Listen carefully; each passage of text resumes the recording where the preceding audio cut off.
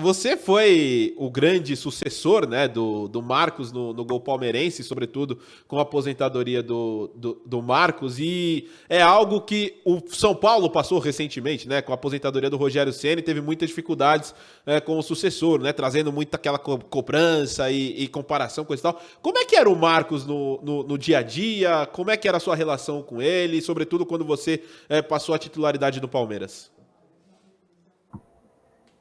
Com o Marcos, para mim, foi fantástico. Assim, hoje, inclusive, muitos trejeitos que eu tenho dentro do campo foram inspirados nele, né? Porque eu passei a minha vida toda, foram 12 anos de convivência com o Marcão, aprendendo muito do lado dele.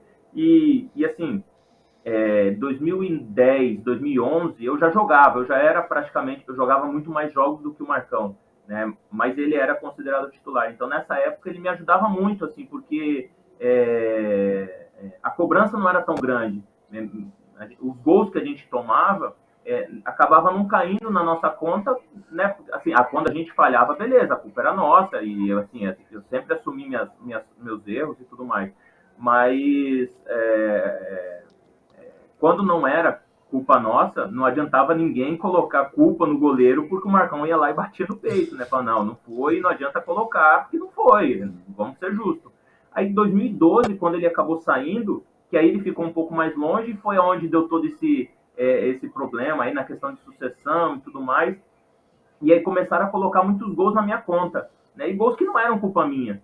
Só que aí eu fui acreditando que eu estava falhando nesses gols e comecei a me cobrar demais, e aí eu comecei a errar, né? Foi onde eu acabei perdendo ali essa condição em 2012, né? Mas essa questão de quando você tem um ídolo dentro do campo, né, por muito tempo, o próximo que vai vir, ele vai ser comparado. Não vai ter como você fugir dessa comparação, né? E é uma comparação injusta, né? Você comparar Deola com Marcos, você comparar Denis com Rogério Ceni, né? É uma comparação injusta, né? Porque o Marcos conquistou várias coisas. O Deola estava querendo ainda buscar um espaço no sol para poder conquistar essas coisas, né?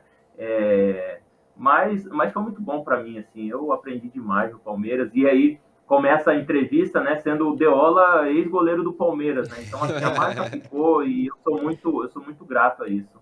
Ô, Deola, fala um pouquinho como é que era o Marcos ali no vestiário, como é que era o Marcos trabalhando ali, porque, como disse o Serafim, o trabalho do goleiro é específico, né? Sempre, o pessoal tá no treino regenerativo, mas no gramado o pessoal tá lá, os goleiros estão lá, fazendo treinamento com o treinador, sempre os 3 profissionais, às vezes 4 profissionais da meta do time. Fala um pouquinho como é que era o Marcos na resenha ali, o Marcos zoeiro, ou o Marcos sério, o Marcos cobrando também os companheiros. Fala um pouquinho dessa bandeira no Palmeiras chamada Marcos, que você pôde conviver muito bem.